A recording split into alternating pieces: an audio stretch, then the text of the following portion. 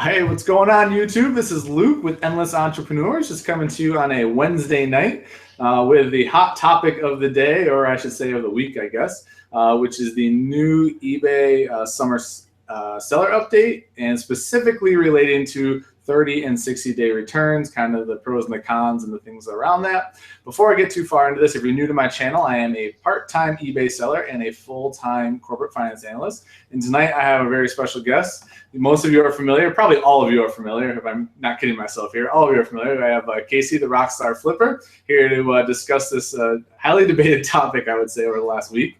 And just to get our takes, we've been chatting back and forth a little bit about what his take on it is, what mine is, and I just thought this would be a really cool forum to discuss where we're at, what we're going to experiment with, and kind of the issue as a whole. I haven't really spoken about it yet, and I thought this would be a good opportunity for that. So before we get too far down the road, Casey, why don't you introduce yourself? I'm going to pop over to the chat and just tell them what you're all about, in case the one person in the chat who doesn't know who you are, they can. What's going on, guys? Good evening. Thanks, Luke, for having me. Yep, my name is Casey, better known as the Rockstar Flipper here on YouTube, Instagram, and Facebook. I'm an Amazon and eBay seller, mostly eBay. I specialize in clothing and electronics, and pretty excited about the summer 2017 here, especially these updates. I'm excited for Luke for the summer. He's right at the peak of growing, so he's right into the thick of things. And this is a great, with these new things and new topics and new policies coming out from eBay. Luke's kind of right along with everyone else and me. Every time it changes, I change. But it's great to have somebody that's in Luke's position to discuss this with. So hey everybody, and I'm gonna be with Luke here. I'm gonna say hi to everybody. Jessica, Joanne, how you doing? And Pam. See everybody, a lot of familiar faces in the chat. So thanks guys for being here. Yeah, thanks everyone for stopping in. I appreciate it. And I appreciate Casey taking the time out of schedule to stop in, especially midweek. It's nice to be able to chat with someone like-minded about the things we're dealing with as resellers. For me, specifically, for those of you who've been watching my journey, I have been dealing with a pallet I just bought. And so really my head's been kind of in the sand as far as like reality and what's happening around me, because I've just been so focused on getting through boxes and getting them up. So kind of coming up for a breath right now just to make sure I'm thinking about long-term strategy, and that was kind of the goal tonight, and to share that with you guys as we go. So I'm just going to kick off because we're going to try and keep this to a half hour, because my old man bed schedule now, I'm like in bed by 9 and asleep by 9:30. So we're going to try and be concise and to the point, and I'm going to deliver kind of what my thoughts are on this. And I'm just going to recap very briefly what the update was about. Specifically, I'm just going to touch on shipping, on returns. If you want to check out the rest of the update, Casey has a great video on his channel recapping the whole thing. Feel free to check that out. His YouTube channel is linked in the description, so definitely sub to him, check it out. But I'm just going to touch specifically on the returns. Basically what eBay is doing is they are optionally inviting us to participate in 60-day returns, is the basic easy way to say it. And they are promising in exchange, and I can't quantify this, right? I can't give you the exact exposure, but basically what they're saying is that you will be rewarded from a top-rated seller / exposure of your listings for offering 60-day returns. Basically, for being compliant as a seller in their model and in their world and in their business, right? They are going to reward you and your store and your listings for offering 60-day returns. Similar to when they bumped it to 30, similar to when they offered fast and free, similar to all these things that we can look back as sellers as they've evolved as a business, and they've offered incentives and incentivized us to help get our listings more exposed, but also help them deliver a model to our buyers that they can count on. And I think it's important, like I took a step back and I started really thinking about this, and with every change eBay has ever made, you have to think about that they're thinking about the buyer, right? And the seller, not just one or the other. So they're thinking about the buyer because the buyer impacts us positively, right? If the buyers are coming to their site, that helps our business. So even though that sometimes we view it as a negative as a seller, in reality, they're trying to drive as much traffic as they can to the site to buy as much inventory as possible from us sellers, because guess what? It's a win-win for eBay and for us. And we can't forget that as much as we can get kind of frustrated and negative about fees and things that go up, we're still partners, right? There's an ecosystem that they've given us. They benefit when we sell, and we benefit when we sell. And so they lose if we're not selling more. And I think that we can't get too lost in that. Like, right? They're losing out if we're not selling more. And that is a reality of the business. I agree. And I hear a lot of people with negative about it. Like, eBay is not trying to wake up in the morning and figure out how they can put sellers out of business or how they can make less money. Like, absolutely not. And remember, not just the helping the buyer and helping the seller. eBay, and people have complained about this too, they are competing in a marketplace. Amazon is huge, and eBay has to keep up with the marketplace, the e-commerce overall marketplace. So these changes have been standard with a lot of other companies. I think Walmart even does like 90-day. So we've been way behind most of the other people. So we've kind of gotten it good, and I would say that a lot of sellers have gotten used to that. And there's nothing wrong with a 60-day return. I really think people are overhyping it. I don't think it's going to be as monumental as people are thinking it's going to be. I don't think you're going to sell 500 items this month and get 400 returns just because you go from 30 to 60. Maybe you'll get 1 or 2 extra. I just don't think that it's going to outweigh the exposure and the publicity that your channel and your items are going to get. So as much as I first jumped out and said, I'm not doing 60 days, I'm not interested, I think that it's going to definitely, in the long run, be very good. So I am, just for everyone, mark this video down, I am going to change all of our listings to 60 days next week. So what Casey's saying is that I talked him off a ledge and he's seen the light. No, correct. Yeah. No, he's right. Right as we talked about having the show tonight, I was like up in the air still. I was like, I'm on the fence. I don't know what to do. And I was like, you know what? I just got to adjust with the times. I am stuck in my ways too. So this is tough for me, but I'm going to do it. So. Well, and it's funny. So, and I'm gonna paraphrase Gary Vaynerchuk a little bit here, and I'm gonna also preface this with I don't have a lot of original thoughts. I say this frequently actually, but it's very true. I don't myself have a lot of original thoughts. I just try to listen to a lot of people who I think know what they're doing. He is someone in the e-commerce world that understands the marketplace really well, and something he talks about all the time is like, if you are in business for yourself, selling a product or any service, you are in the attention business, right? You're not in the selling of products business. And before you can sell a product, you need someone's attention. If eBay is offering us more attention to what we're selling to the buyer in exchange for complying with a term and condition, I mean, I'm not even second guessing or thinking about it twice. I'm clicking on June 1st. I think June 1st is the date. All of my stuff's going to go to 60 days because to me, if I can get more attention as a seller, my sell-through goes up, and I am willing to bet my business, my business model on that. I'm going to get more sales from that than returns. And that's kind of how I'm viewing it. I do think it is niche specific, and we'll touch on that in a little bit. I want to kind of jot that down and get back to it. As a clothing seller, I can be very bold about saying that. I don't think it's going to impact my business very much. I want to be very careful not to act like an expert in something that I'm not, which is other niches I don't sell in. So as far as clothing goes, I don't think there's a lot of risk. I'm actually kind of excited about it. And e-commerce, in my opinion, and just from listening to people like Gary and other experts, like it's in its infancy still. Like the percentage of people who actually buy online is still fairly low for the whole pie. Like when we're looking at the whole marketplace, and it's still got a long ways to go. And the fact that eBay is trying to be on the forefront and keep up with the other big giants is not a bad thing. I do think they have to be their own sales, marketplace. But this is a good change for me. I mean, I talked about returns in a different video, Casey, and retail during peak seasons, brick and mortar is like 50 to 70% return rates. Right. Like in clothing specifically, like 50 to 70%. I'm down to 2.5. Like yes. I used to get frustrated about that. Like put it in perspective. So what, my return rate might go up to 3 because I offer 60 days. Like I'm willing to accept that. I'm willing to accept it goes up to 4% if it means I get an extra sale every other day.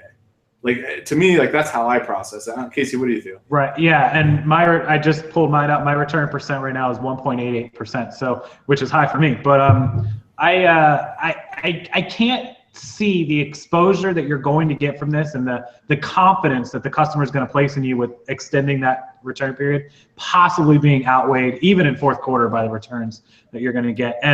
And Gary's got it right. The more attention, if this is really going to work and eBay is going to stand by it and get us higher in the rankings, a lot of people who are not a part of our conversation or our circle or whatever are not going to do this 60-day return. You're going to immediately leapfrog all of those sellers, the casual seller, the part-time eBayer maybe, the once-in-a-while eBayer. You're immediately going to be higher than all those people. So every day all I see in my group and here in the videos is how do I get higher? How do I get my stuff in front of people? My items don't have any views. Well, here you go. Here's a free way to do it. Just put 60 days and bang it up. And if your items are good and you don't have problems and you're doing quality control, that should prevent the returns anyways. You really shouldn't have a lot to worry about. You know, the fear of customers renting an item, I'm kind of in one of the niches where it's bad. Video games is kind of bad. Somebody beats this game in a week and returns it to me. There's really nothing I can do about that. But if you're a clothing seller, I think the renters are few and far between. I think it's very, very rare. Yeah. And I don't think you have to worry about it too much. Yeah, I agree. And it's interesting. I've had a couple questions about like kind of your bread and butter type items you sell and how to differentiate. And it's interesting because someone was like, hey, you said you sell Ralph Lauren dress shirts for $19.99. Like I was researching, and it was very like innocent comment. They said I was researching comps and they're all like 10 to 15 bucks. How are you getting $19.99 for them? And it was like, well, it's my model. So my model is I'm a long tail seller, right? I take good photographs. I price my items. I run a sale, right, to get them from that $24.99 down to $19.99. I have best offers, so I can get between $16 and $19.99, which is still a higher margin than most. I offer 30-day returns, fast and free shipping. I have every perk that they allow me to get my item up in there. And I think that when you're looking through 2,000 Ralph Lauren shirts, all those factors matter in getting on the second, third, and first page rather than the 78th page, right? Like when I search for blue check Blake Ralph Lauren shirt, I hope that I am differentiated from everyone else and that I'm up higher. And I think that you have to like for people who are selling a very specific niche with little competition and it's unique, yeah, I'd be a little upset like, dang, this sucks. Like I don't compete with anyone anyways. I'm putting myself in more of a disadvantage. But for those of you who are especially clothing resellers, you're selling commodities, like this is an opportunity. This is an opportunity to separate yourself from other sellers. This isn't a disadvantage. Like that's how I look at all this stuff. When people get negative about it, they're like, I'm like, sweet opportunity, awesome. I'm gonna separate myself again. Sweet opportunity. The way to be above everyone else. And I challenge people two things. One is come back on July 1st. Give it 30 days. Come back to this video, or even I would recommend you, Luke, doing a follow-up video in 30 days. What's your return change? Was there a change in the returns? Was there an increase? Was there a decrease? Was it the same? And then come back and see Luke's video then and comment on the video and let him know how you did. And we'll see. We can easily pull a metric on 100 people commented and 80 of them had no increase or very minimal increase. So that would be something to keep. Stay tuned, to be continued on Luke's channel. And the other thing I would challenge you to do on your own is record your 1.8% return rate today or on June 1st, whatever it is, and then come back and screenshot it again on July 1st and then August. Keep track of it. If you see a huge spike in returns, then okay, then maybe it's your niche or your items or something. But I would bet that majority of the people watching this right now will not have much, if any, of an increase. I'm just going to go out on a limb and say it. So yeah, I expect to see everyone back in a month. I totally agree. And I have 2 points to that. And I'm going to address 2 questions, kind of comments in the chat that I thought were interesting. But the first kind of point I want to make is other platforms have successfully done this and resellers haven't abandoned ship and are still making money, which tells me that the model works, right? So if the model has worked somewhere else, you're just shifting a slight marketplace, but it's still a very similar one. I don't think the model is all of a sudden going to break. And B, if it does, guess what? The marketplace will speak, right? If it's a disaster, eBay doesn't have a choice but to listen, right? If sellers are no longer able to do what they're doing at a big scale and it's a big impact, they'll know about it and they'll respond to it. They don't have a choice. The marketplace is going to tell them what's up. Like that's just the kind of the way it works. And eBay will listen. I know people tend to think absolutely. They won't, but they will. They will. Well, they're in the business of making money, and when we sell, they make money. So, So the 2 comments that I saw, one asked if you're going to say buyer pays return shipping. So I think that's a whole separate show in itself, which has been kind of, honestly, over the last month, kind of beat to death. I mean, there's a model that works for everyone that's comfortable with their tolerance. And I think that's how I've come to view it, right? Like everyone's model has a certain tolerance of risk that they're comfortable with, and they need to pick the one that works for them. For someone like me, I'm a long tail seller. I consider myself fairly high volume for a part-time seller. I'm selling over 200 items a month.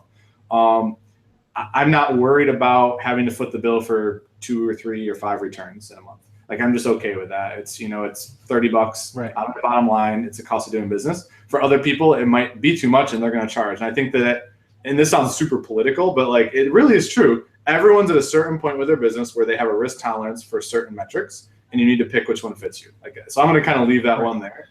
Right. But the other one is that someone asked.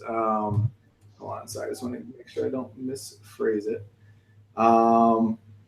They said I need a larger sample size of data. And so I think that's an awesome point, is that tracking this over a long period of time is the only way to know. Experimenting is also the only other way to really know. You experiment and test it and figure it out. I mean, I've been selling for a couple of years on eBay. I know that I sit right around 3% returns. That's a big sample size for me. But if this new one, until we get to January of next year, I'm not sure I'm going to know for sure, right? We're going to go through Q4. I'm going to see what returns look like. That's when I'm really Q4 will be a real test. Come September and October, you guys start recording it for sure. I keep hearing, and Luke's at 2.8 or right under 3%. I can't believe with my returns, I'm at 1.8. I guess with I'm outside of clothing. I do video games and electronics too. I am like in shock right now. Like, I can't believe it. Wow. So I guess I'm a bad test subject for this. The other comment that I just had, and I don't want to forget it, is the restocking for the returns and the offering, and you just touched on it, the free return shipping is going to be part of the increase of the search ranking results. So the restocking fee, I don't think you do a restocking fee, do you? No, I don't offer. If you look in some of my listings, I have Steve Rakin's old template where it has it written in there, but I don't actually charge it, and it's not in like the settings or anything. So they're okay. Yeah, I think they're doing that if you do if you check the box with the restocking fee. So if you want to be in those search rankings as well, and you have a restocking fee, you would need to remove it from all of those, which was part of the return section as well under that.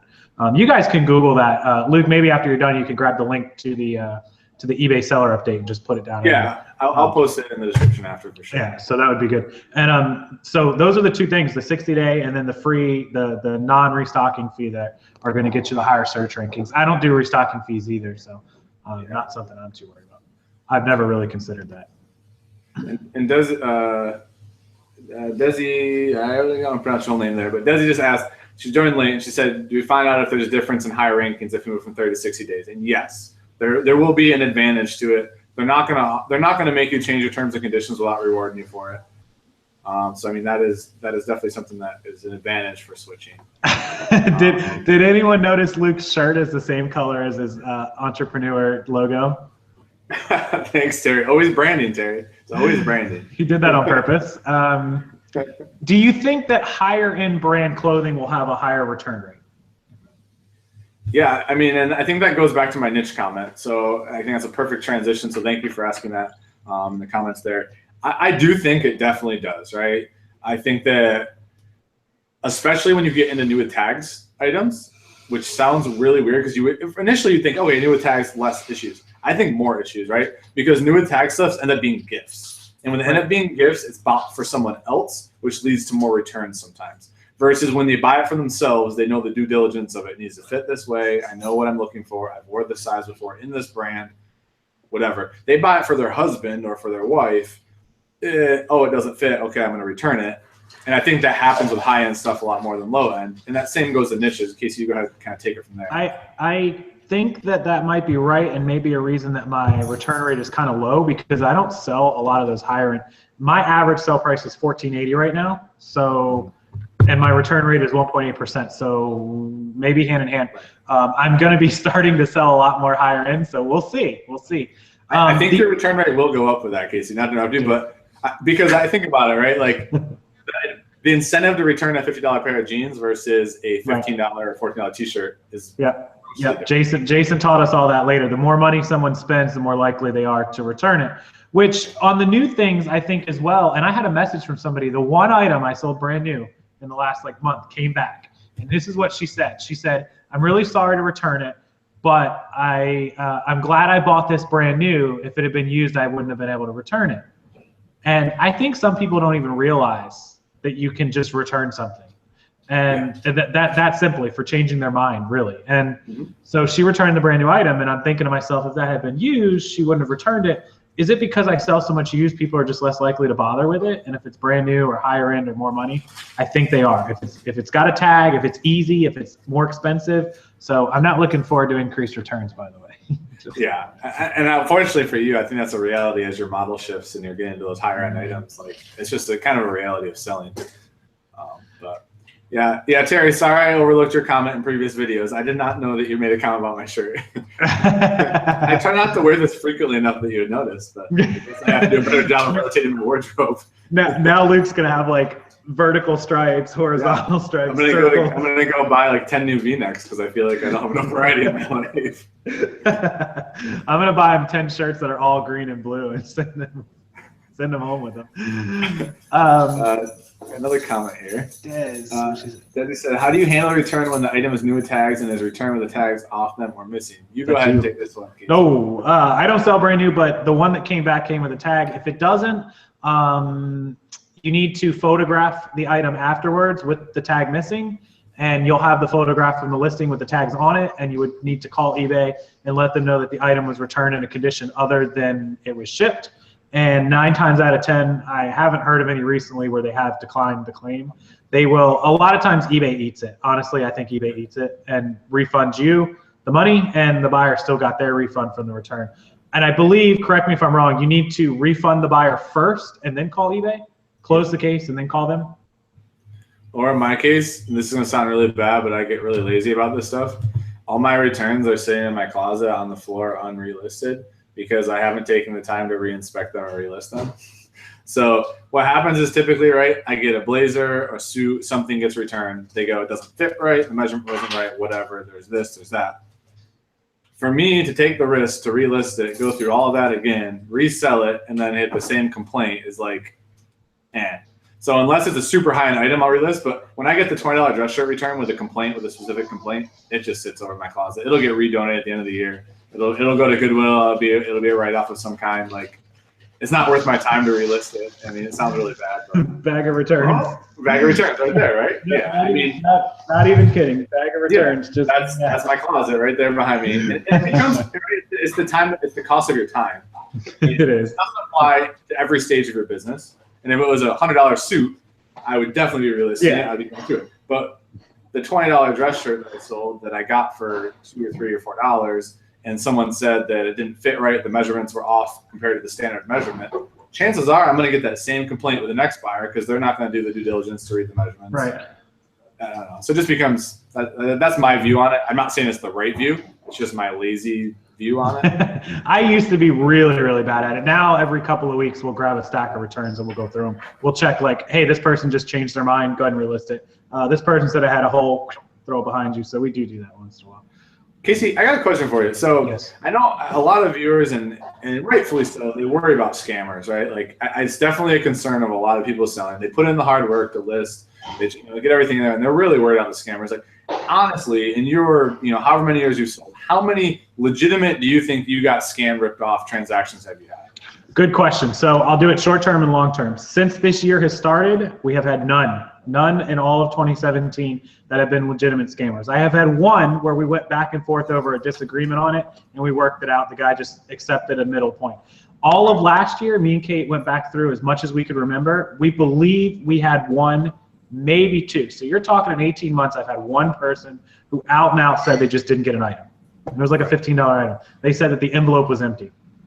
I provided tracking, won the case, done. I would say in all the years, I can count it on one hand in the last 5 years. Yeah. So out of what, 3,000 feedback and probably 8,000 transactions on this account, and then say another half that much on Amazon, over 10,000 transactions, I've had 5. Right. So yeah, and the reason I asked that, I want to try to comfort some people out there, especially newer sellers, because I feel like a lot of new people stepping into the arena get discouraged, and I don't want them to get discouraged or be afraid to start reselling, because it really isn't. It's the exception. It's not the rule. Like, it doesn't happen very often. Like, very often. I mean, I think maybe 2 or 3 where I questioned it. I can't prove it, but 2 or 3 over a several year span. Yeah, exactly. And if you count 3 or 4 or a handful, maybe 1 or 2 was your fault, and you just it is what it is. I would say over a lifetime you'll be lucky to have more than a couple. And cost of doing business again. If it's a $10, $20 shirt, and over the course of a lifetime you're only out $30 or $40, how much money did you make on eBay to cover the $30 or $40? So right. Destiny actually just made a great point in the chat. She made an example of she had an issue and they refunded her and the buyer. Like, right. And here's the thing: when it gets bad enough and the dollars are big enough, it's an issue. eBay is going to go to bat for you and the buyer because you know what? They don't want to lose either of you. Like in the long run for them, it's a cost of doing business to them too. They budget for that. Like they budget for resolution. They've got it. Yeah, they've got a lost amount. And the times that I've had eBay go to bat for me and cover both me and the buyer was things that it was I don't know for sure. He doesn't know for sure. Neither of us know. We had an envelope open up one time during shipping. The item wasn't there. I can't prove whether he got it or not. He can't prove that I sent it or not. eBay's just like, here's your $20. Here's your $20. Catch you later. So it is what it is. And Terry, the guy that bought or that sold you a shirt with a star on it that wouldn't take a return, he has an absolutely no return policy. By the way, I checked into that just to let you know. So. It's a shirt that says Rockstar Flipper on it. He wouldn't take a return. But. Oh, he's a huge I can't believe that. Those shirts come with an absolute no return. Don't buy shirts with him. Jeez. Yeah, and eBay won't help you out because he's a known scammer, so they will not help you out in that case either. Cheaper just had a good question. He said, "How many non-payers per month do you have, like payment cases?" I'll take a crack at that first because I do a little lower volume than you. I probably average 5 a month. Like if I was to guess, I'm about 1 per week comes up. It's usually I've never had. This is the weird part. I have never had a big dollar value item be a non-payer, which is usually the opposite. Mine are always like the $20 dress shirt that someone put an offer on late Saturday night, forgot they even put the offer on, and then a week later it's like, oh, I didn't really want it. Sorry. Like that's really what happens. I mean, at least in my case. So probably 5 per month. So I do about 200 to 250 transactions a week, and I would say maybe 1 every other day, maybe like 15 or 20 a month. And out of the about 15 to 20, I would say 5 of them end up paying after I remind them or send an unpaid item. I get 4 to 5 unpaid items a month that end up getting closed when the buyer makes the payment, or they send me oh my God, I forgot, and they pay me like 3 days later. My unpaid items are set on auto, so as soon as it opens them, sometimes people pay right away. They just forget. I can usually tell. I'll just look at their feedback. If they have 1 or 2 feedback, I'm probably not getting paid. If they've got 300 feedback, they'll probably make the payment. So it happens, and I can't think of any of our high dollar items either. Like we don't sell a lot of high dollar. I sold a $50 game system today, and guy paid right away. I sold one last week, and the guy took 3 days to pay. He waited till the unpaid item case opened, and then he paid for it. So obnoxious, but he paid for it, and he's got it, and it's good to go. But I get the $8 shirt, $12 shirt, $14 polo. I'm like, come on, man. Appreciate that, Terry and Chef. Thank you, guys. Hit that like button if you don't mind. We got about 100 watching on a Wednesday night. Really appreciate it. We're gonna wrap up here in the next couple minutes, so have your questions ready. We'll answer the next couple. I'm gonna say another strategy if you do have unpaid items cases is always use the remind payment button, right? So it'll automatically send a reminder they need to pay. The second is send them a direct message. I always do this after like 2 days. I'll send a message say, hey, no problem at all if you don't want this item still. I just want to know so I can relist it so other people have a chance to bid on it. And that for me ends up being more successful than any other strategy and getting them to pay. Because I think for some reason the direct message is a bigger alert than the payment reminder. I don't know if it just comes through differently or whatnot, but that has worked really well for me lately. Yep, I do the same thing. I always send a payment reminder. I say, I appreciate your order. Thanks so much for that. Please let me know when or if you're able to make payment so I can ship this out quickly. If you're unable to, you can also let me know that so I can close the case or close the transaction and list this for someone else. I've sent that message out a dozen times. It works, and I think that's why I get like 5 people that pay me. So absolutely. And Terry just said, if you're bored, Terry said if you're bored, check out Rockstar Flipper. But I'm going to say that if you're wanting to learn about selling on eBay, check out Rockstar Flipper's channel. Wait, Terry said if you're bored? Oh, yeah.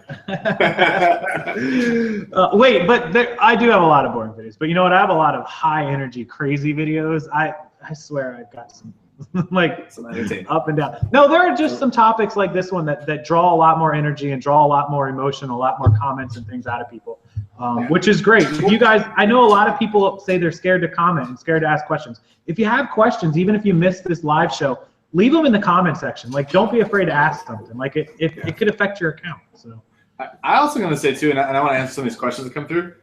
I think that sometimes people view us and other channels as like the absolute authority on what to do. Like, it's not the case. Like, the reason I do a show with Casey or with Jason or with whoever, I'm learning. Like, we have these discussions because we're trying to figure it out, and we're just trying to share that with you as we figure it out. I mean, I've learned so much from the viewers, just the same way. So don't view it as, hey, whatever we say is the absolute truth. View it as, this is what we think from our experience.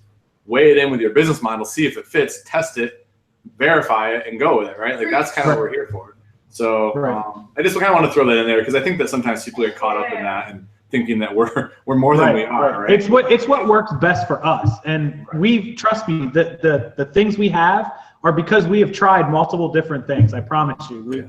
We haven't done this since the beginning of time the way we do it. We always change, adjust, and learn. I have things in mind right now that I've learned from Jason and Luke, from Steve, from a lot of people. So yeah, I change constantly. So my 60-day returns, I will give credit to Luke. Rhino just asked, question, if I pay for priority shipping for global shipping program, is it priority to Kentucky or to the actual buyer? I know it's priority to the global shipping program. What about from there, Casey? Do you know? Give me the, where's it at? Who wrote it? So Rhino LA said, if I pay, so basically he's saying he's paying for priority to go to the global shipping. Is it stay priority to the buyer once it leaves global shipping? That is not the case. So eBay, and I know this only from inside eBay employees, the shipping that the Kentucky ships to the country that it's going to is dependent on what the customer paid eBay. They give them options just like you would have if you direct ship. So they've got their standard international that can be 10 to 14 days. They've got international guaranteed overnight or international guaranteed, which is like 3 day. So it's whatever that customer paid. They know on their end how long it's going to take from Kentucky to them. Your priority stops once it arrives in Kentucky. Gotcha. So basically what the buyer's seeing, right, just to kind of come full circle with that, is they're seeing the 3 days priority plus whatever option they selected. That's how they calculate how long it takes. Right. And I believe that guaranteed delivery date that's about to change this summer, June 1st, I believe as well, is only based on you getting it to Kentucky if an international customer shops. Gotcha. So if they want to search for a 3 day handling time, that's what they would see, 3 day handling to Kentucky. Perfect example of why I do these videos, because I just learned because I had no idea about that. So thank you, Casey. And I've just had a good question. He said, how can you do a bulk 60-day change? So I'll quickly walk you through it. And then I think Casey's got a couple of videos up about bulk editing that you can go check out on this channel. But basically, if you go to your active listings and click, if you have more than 500 listings, you can go to edit and select 100 through 500 listings, and then your 501 through 1000, etc. And you can bulk edit from that screen. You hit select and edit, and you can change the return. I think was it just return handling or is it just return policy, I think? Yeah, it's got a return policy on the tab, yeah. Right. And you can change them in bulk. You can do up to 500 items at a time. Correct me if I'm wrong there, Casey, right? It's 500 at a time. That's what I've always done. And you can knock them out pretty quick. So on June 1st, if that's what you want to do, guys, just head in there, bulk edit from the active items screen on your eBay. And perhaps maybe on June 1st, we'll do a little tutorial just to walk you through in case anyone wants. You should do that. If you do it, please link everyone because I'll show everyone how they can do it as well. Oh. Let's see, do you have any other questions here before we wrap up, Casey, that you saw? Let me scroll through. Megan reason someone sent me an offer. I to decline now. Offer pending. Customers 5 business days. No, Chef Honey, Rob, you would have to have that previous to the offer. You can't change it afterwards. How long does the customer have to return the item after opening return? That's a good question since we're on the return topic. They have 5 days to have it marked as shipped. They have to have it in the mail back to you within 5 days. If it's not marked shipped in 5 days, call eBay. They will close the case and the return will be void. If they mail it after that, just return or refuse the package when it shows up. Gotcha. Oh, Trisha, I'm glad you brought that up. This is something Jason from Prof Sales said. And it's a really good point and idea, right? And this comes back to like assessing your risk tolerance and threshold for your business. If you're uncomfortable with the risk of adding 60-day returns, but you don't want to lose out on the benefit of the exposure, you can always hedge. And what I mean by hedge is you can add, and Jason's suggestion was add a quarter or 50 cents to every single listing you have as the price. That way you're making up in sale price for any return that you may have, right? So if you get an extra 50 cents or $1 for every sale that month than you would normally, chances are you're not going to have $250 of extra returns just because you went to 60 days. So hopefully that math makes sense, but I'm assuming Jason has a video up, so go check out Prof Sales channel. I assume that's where you heard it from. I haven't particularly watched that one, but I'm sure it's up. There are ways that you can still experiment and enjoy the benefits of it while hedging your risk tolerance, whether it be increasing your average selling price, whatever. So I thought that was a really good point. And I'm happy that Luke said that to me and broke it down in English instead of Prof Math. So I like Jason's Prof Math. I understand it just fine. All right. Any other ones going to clean up here? Because I'm getting tired, and 4 a.m. and 4:30 a.m. Well, I got up a little late this morning, I have to admit. But the other day mornings, 4 a.m. comes real early. My 8:30 and 9 comes early. So yeah, but you're up late. It's all the same. I am. I almost could text Luke when I go to sleep while he's awake. I'm tempted one day. Occasionally we'll exchange messages when I'm waking up and I don't hear back for like the next 6 hours, and he probably did the same thing where he left it. Good call. Well, I'll close it. I'll let Luke close the show, but I want to thank him for having me on. I want to thank him for talking about this subject and helping you guys. So be appreciative because Luke's willing to share this information. It's awesome information, and you guys are going to need it in 2 weeks. So refer back to this video if you need it, and I'm sure he'll have another one on June 1st. So thank you for letting me come on here. Absolutely. Appreciate you taking the time. Casey, hope this is helpful to everyone. I appreciate everyone tuning in for the duration of a half hour. I've seen a lot of comments lately via Instagram, via YouTube. People are just hustling right now. Like I'm seeing people are up against slow sales, but they're just putting more and more effort out there. And for me, it's super encouraging to see that people are busting their butts. It just makes me want to work even harder. So I appreciate you guys sharing that. Hopefully you keep sharing the comments. It's very motivational. And just hope you guys close out May strong.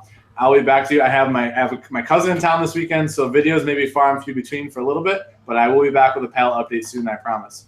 Have a great night, guys. Really appreciate you stopping in. Check out Casey's channel, and I will link up the eBay seller update in the description as well.